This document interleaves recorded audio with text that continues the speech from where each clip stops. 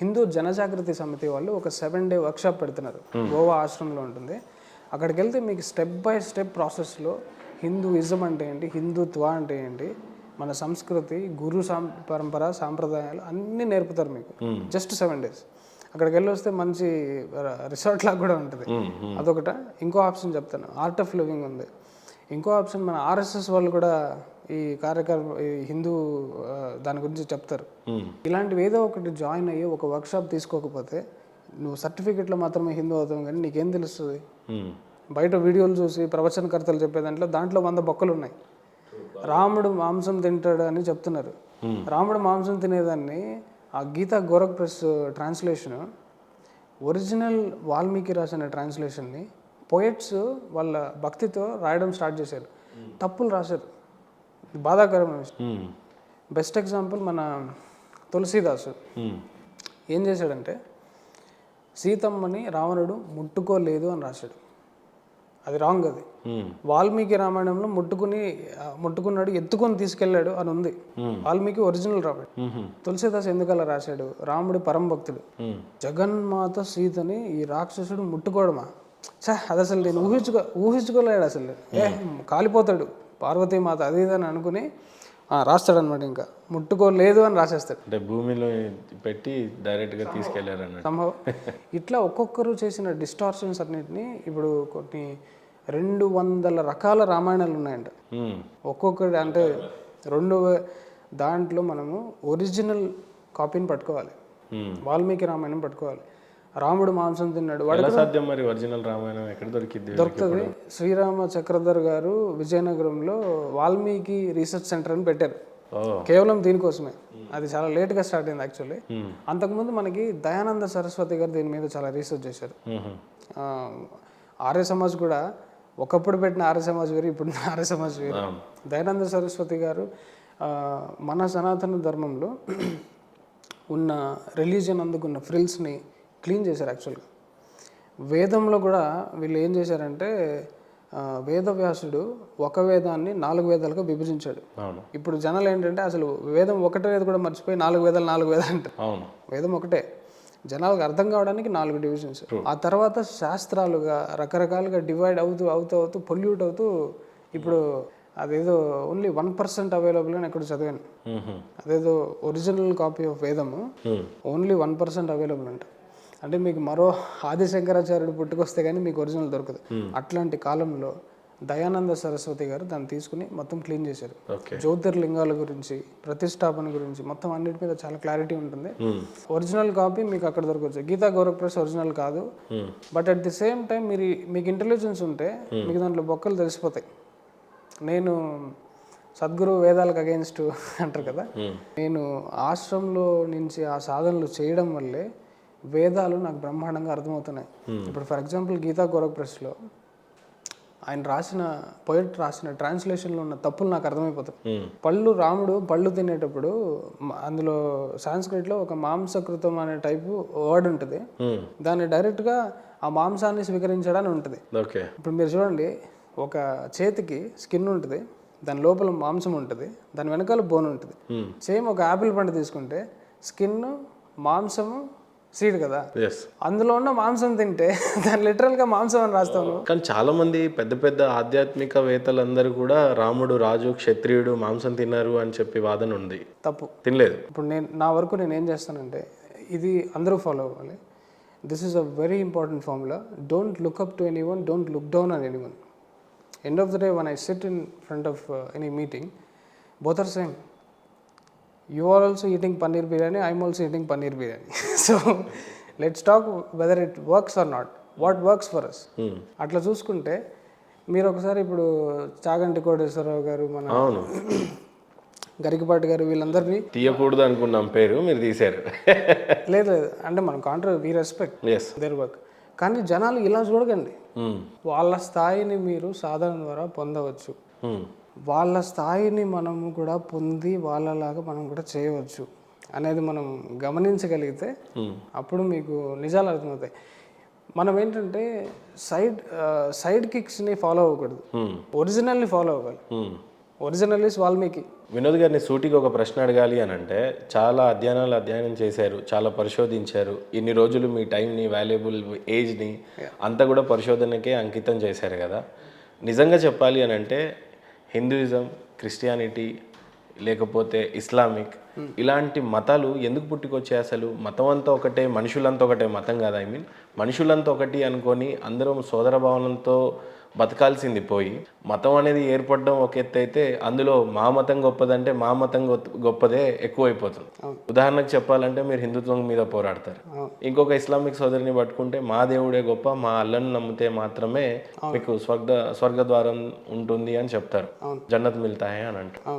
అట్లనే ఒక క్రిస్టియన్ సోదరిని తీసుకున్న స్వర్గం కేవలం యేసుప్రభుల వారిని నమ్ముకుంటేని మాత్రమే మీకు పరలోకం సాధ్యము అని అంటారు. ఇన్ని మతాలు, ఇన్ని రకాల విద్వేషాలు మీరు చేసిన అధ్యయనంలో మనుషులంతా ఒకటే అనే చోటికి రాకుండా ధర్మం వైపు, ఏదైనా ధర్మమే, అవును, ధర్మం అనేది ధర్మమే, ఎక్కడ ఏ లాంగ్వేజ్లో చూసుకున్నా, ఏ మతంలో చూసుకున్నా అందరం ఒకవైపు నడవకుండా ఇన్ని భిన్నాభిప్రాయాలు ఇవంతా ఎప్పుడన్నా పరిశోధించినప్పుడు ఏం ఐడెంటిఫై చేయగలిగారు మీరు? నేనైతే మొత్తం భూమి మీద ఉన్న మనుషులందరినీ రెండే కేటగిరీలుగా విభజిస్తాను. ఒకటి సాడిస్టులు, ఇంకొకటి మాసోచిస్టులు. ఏంటిది? సాడిస్టులు పక్కన వాళ్ళని టార్చర్ పెట్టి ఎంజాయ్ చేస్తారు, మాసోచిస్టులు వాళ్ళని టార్చర్ పెట్టుకుని ఎంజాయ్ చేస్తారు. సాడిస్ట్కి ఎగ్జాంపుల్ కావాలంటే పొలిటీషియన్స్, మాసోచిస్ట్ ఎగ్జాంపుల్ కావాలంటే religions. Politics is the religion of sadist, religion is the religion of masochist. ఎలా అంటే చాలా రిలీజియన్స్ ఎలా ఉంటాయంటే సొంత self torture. Many religions have ended up self torture. వాళ్ళ రిలీజియన్లో వాళ్ళే ఉండలేక సఫోకేట్ అవుతూ ఎప్పుడెప్పుడు దీని నుంచి బయటకు వచ్చేద్దామా అనే అంత దరిద్రంగా ఉంటున్నాయి రిలీజియన్స్. ఆ ఫ్రీడమ్ అందించే వాళ్ళు ఒక తరతరానికి గురువులు వస్తూ ఉంటారు.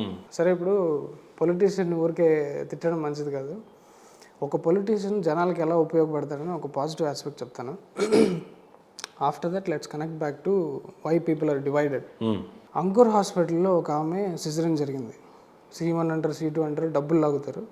ఇంటికి వెళ్ళిన తర్వాత కుట్లు ఊడిపోయాయి, నొప్పి వస్తుంది, ఏం చేయాలో అర్థం కాదు.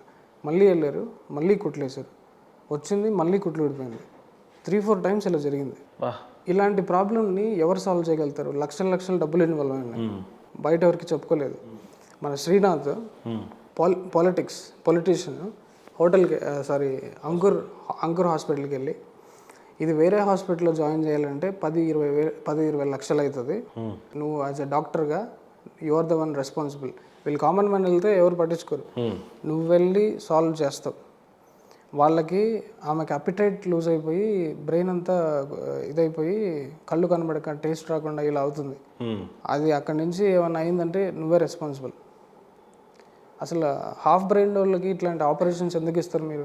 ఇట్లా గొడవ పెట్టుకుని ఆ ప్రాబ్లమ్ సాల్వ్ చేసి మళ్ళీ ప్రాబ్లమ్ సాల్వ్ చేసేటప్పుడు ఏసీపీ అంటాడు, డిఎస్పీ అంటాడు, పోలీస్ వస్తాడు, సార్ మీరేమో ఇలా బెదిరిస్తారు, మేము తీసుకెళ్ళి జైల్లో వేసి మీకు మంచి ట్రీట్మెంట్ ఇచ్చి అన్నీ బెదిరిస్తే పెట్టరాబోయే కేసు ఇప్పుడే చూసుకుందాము, ఈ టైప్లో డీల్ చేసి ఎవరు మన శ్రీనాథ్ ఆ ప్రాబ్లమ్ని సాల్వ్ చేసి వాళ్ళని బయటికి తీసుకొచ్చాడు.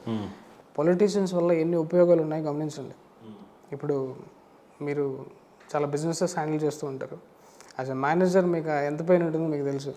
4 ఎంప్లాయీలని మేనేజ్ చేసే దాంట్లో ఉన్న హెడేక్లు మీకు క్యాన్సర్, బీపీలు వస్తాయి.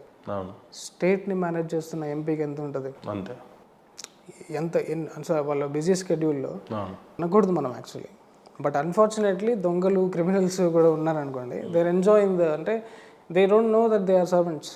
ఇప్పుడు నేను రఘునందన్ రావు గారిని కలిశాను, వాళ్ళ ఇంట్లో భోజనానికి వెళ్తే ఆయన నాకు దోశలు వడ్డించాడు, తినండి అట్లా అని చెప్పి, సార్ మీరు కూర్చోండి నేనే వడ్డిస్తానంటే, no I like serving, I enjoy serving అంటున్నాడు ఆయన.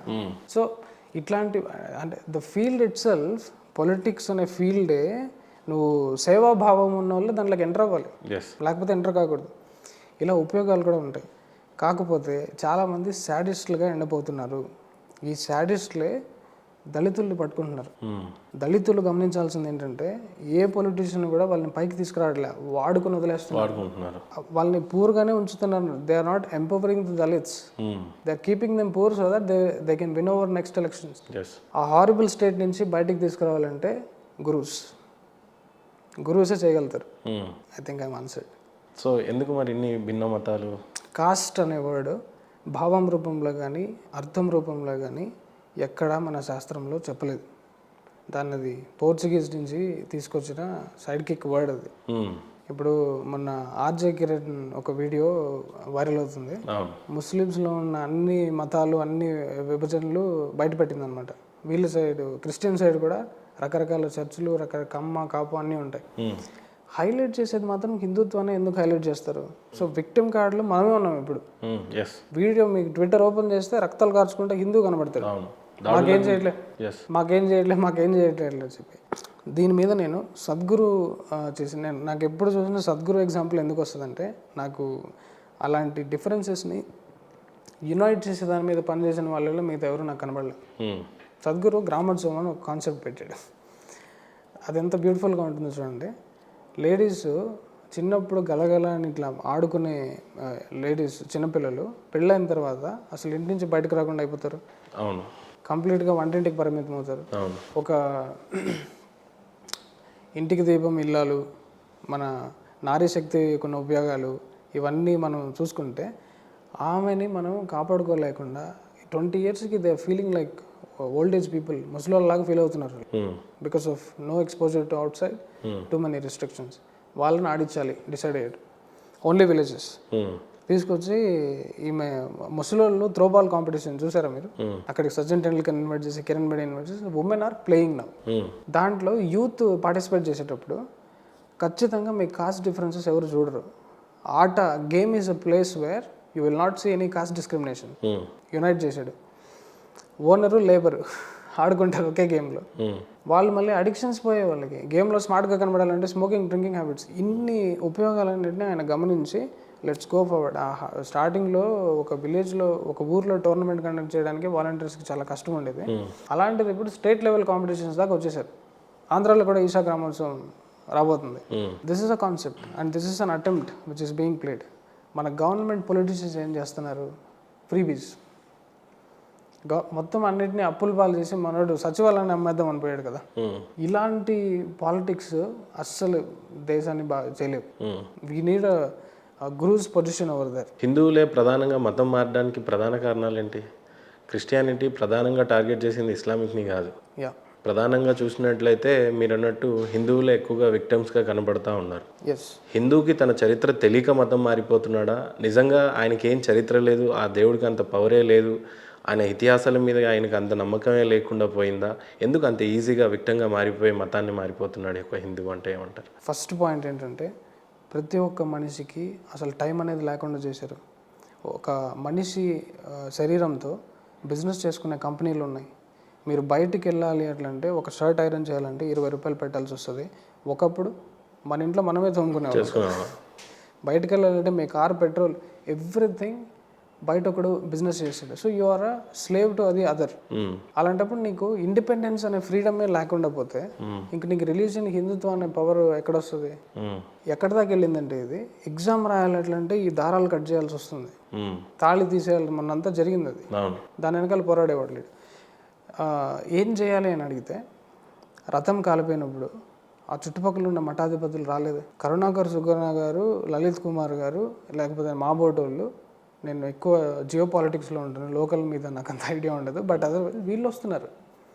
వాళ్ళకి ఎందుకు వాళ్ళు వాళ్ళే రావాల్సిన వాళ్ళు ఎవరు? సాఫ్రమ్ యూనిఫామ్ ఎందుకు ఇచ్చారు మీకు? ప్యాసివ్గా ఎందుకు ఉంటున్నారు? నాకు మీకైతే ఓన్లీ ఫ్యాన్స్ ఉంటారు, వాళ్ళకి భక్తులు ఉంటారు కదా, డివోటీస్. కమాండ్ ఇస్తే వచ్చేస్తారు కదా. ఆ ట్రాన్స్ఫర్మేషన్ జరగట్లేదు. ఇది నేను మాట్లాడితే వీడు సైవైటు, వీడు మనము గురువుల చేతిలో నాణ్యమైన గురువులు ఉండాలి. ఎవరైతే గురువు పొజిషన్ తీసుకున్నారో they have the responsibility to transform the Hindu organisation మొత్తం. ఎంతసేపు మనం పొలిటీషియన్స్ పైన డిపెండ్ కాలేమో అట్లాంటి వాళ్ళు చేయలేరు కూడా. కానీ నిజానికి హిందువులు ఇంత గాఢ నిద్రలో ఉండటానికి ప్రధానంగా చూసినట్లయితే కొంత బాధ కలిగించే విషయం ఏంటంటే వినోద్ గారు, ఒక 50 సంవత్సరాలు అయిపోయిన తర్వాత వినోద్ అనే పర్సన్ ఉన్నాడు, మహేందర్ అనేవాడు ఉన్నాడు. కట్టెలు కాలిపోయి మన బూడిది కూడా ఈ భూమి మీద దొరకకపోవచ్చు బహుశా. అంటే ఇప్పుడు బయట ఒక బంగ్లాదేశ్లో, ఒక ఆఫ్ఘనిస్తాన్లో, ఒక పాకిస్తాన్లో చూసినట్లయితే 40% ఉన్న హిందువులు 1% అయిపోవటం, 33% ఉన్న హిందువులు 3% అయిపోవటం. భారతదేశంలో కూడా చూసినట్లయితే చాపు కింద నీరులాగా హిందువు పోతానే ఉన్నాడు. నిజంగానే ఒక హిందువు బతకాలి అని అనుకుంటే మనకున్న దేశం ఒకటి భారతదేశం మాత్రమే. ఒక ఇస్లామిక్ సోదరులకు చూసినట్లయితే 33 దేశాలు, 40 దేశాలు ఉంటాయి. ఒక క్రిస్టియన్కి చూస్తే 50 దేశాలు ఉంటాయి. ఉన్న ఒకే ఒక్క దేశంలో హిందువుగా నిలకడగా నీ మతాన్ని నువ్వు కాపాడుకుంటూ, ఎప్పుడు కూడా ఏదన్నా మతం మీద ఏదన్నా దాడి జరిగింది, ఎవరన్నా మనల్ని చంపడం, నరకటం లాంటివి చూస్తుంటే, వెస్ట్ బెంగాల్లో చూడండి, ఈరోజు భారతదేశంలోనే ఆడపిల్లల తలల మీద కిరోసిన్ పోసేసి నిప్పెట్టేసి తల వరకే తగలబెట్టేసి చంపేస్తున్నాం. బంగ్లాదేశ్లో చూసినట్లయితే ఏరులై పారుతున్నాయి రక్తం. ఈరోజు ఈ దేశంలో ఉండి సోషల్ పోస్టులు పెట్టడం తప్పితే ఎవరు కూడా అంతగా స్పందించట్లేదు.